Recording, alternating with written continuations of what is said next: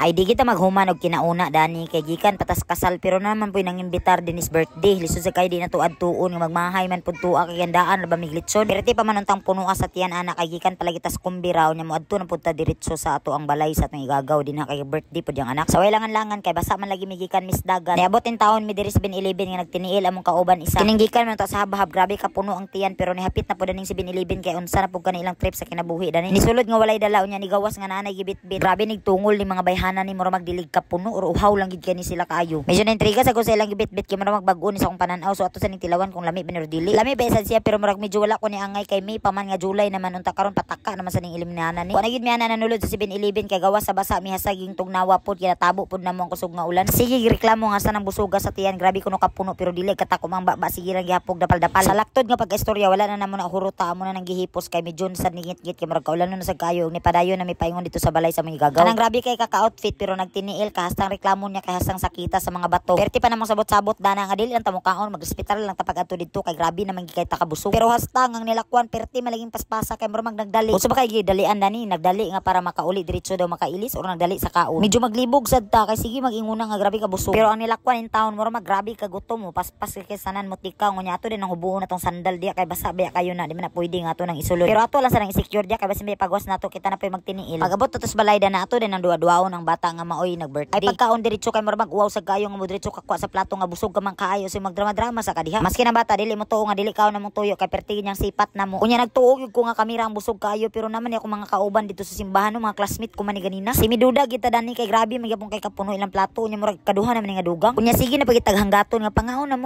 mo pero kami pag-ingon sa gid mi nga nabusog pagid mi kaayo dili na gid mi mo kaon. Grabe ka drama wala na gid mi kabutangan dana asan lang ka namo na ibutang. Asa ko na ibutang pero nagkuha nagplato nagingon pagid nga gamay lang ibutang.